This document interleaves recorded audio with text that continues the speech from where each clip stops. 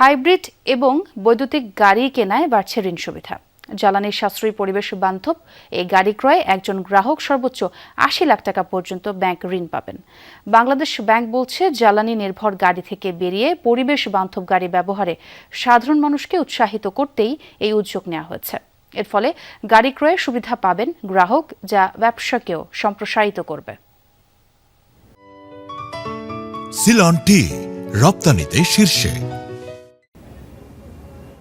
যানজটের এই নগরীতে স্বাচ্ছন্দ্যে চলাচলের জন্য বাড়ছে ব্যক্তিগত গাড়ির ব্যবহার। বছরে সড়কে নামে প্রায় ২১,০০০ রিকন্ডিশন গাড়ি। তবে জ্বালানি খরচ বিবেচনায় পরিবর্তন এসেছে পছন্দে। অনেকেই ঝুঁকছেন হাইব্রিড গাড়িতে।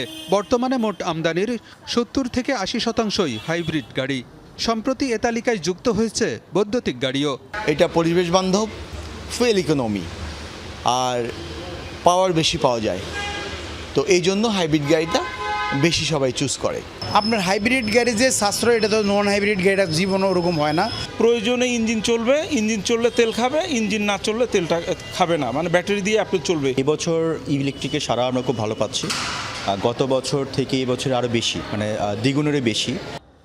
বাংলাদেশ ব্যাংক বলছে, পরিবেশ বান্ধব ও জ্বালানি সাশ্রয়ের কারণে ব্যবহার বাড়ছে হাইব্রিড ও বৈদ্যুতিক গাড়ির। সামনের দিনেও এ ধারা অব্যাহত থাকবে। পরিবেশ বান্ধব গাড়ি ব্যবহারে সাধারণ মানুষকে উৎসাহিত করতেই পরিবর্তন আনা হয়েছে ঋণ নীতিমালায়। সাধারণ গাড়ি কিনাই ৬০ লাখ টাকা ঋণ পাবেন একজন গ্রাহক। তবে হাইব্রিড এবং বৈদ্যুতিক গাড়ি কিনলে দেওয়া হবে ৮০ লাখ টাকা। ফসিল ফুয়েলগুলো ব্যবহার জনিত যে প্রাকৃতিক ক্ষতি, কার্বন এমিশন হয়, তারপর এগুলোর জন্য বৈদেশিক নির্ভরশীলতা আছে এবং যথাসময় সাপ্লাই না পাওয়ার কারণে একটা জনগণের মধ্যে একটা বিড়ম্বনার সৃষ্টি হয়।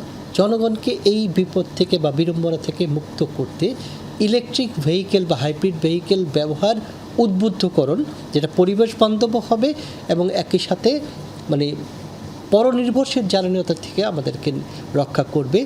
বাংলাদেশ ব্যাংকের এ উদ্যোগকে ইতিবাচক হিসেবে দেখছেন ব্যাংকার ও ব্যবসায়ীরাও।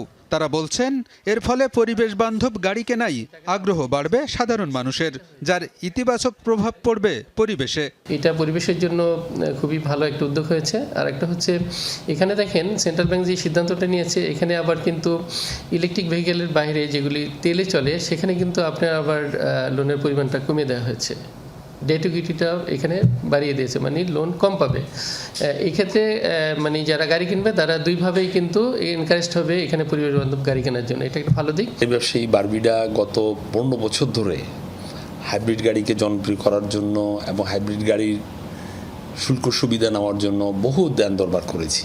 এনবিআরকে প্রস্তাব দিয়েছি যেন হাইব্রিড গাড়ি স্পেশালি ডিউটি কমানো হয়, এবং যেহেতু এটা 100% পরিবেশ বান্ধব, এই জন্য আমরা কিন্তু সবসময় বলে আসছি। এর ফলশ্রুতিতে বর্তমান যে সিদ্ধান্তটা হলো, গতকালকে যে সিদ্ধান্তটা হলো, এতে হাইব্রিড গাড়ির জন্য দ্বার উন্মুক্ত করলো।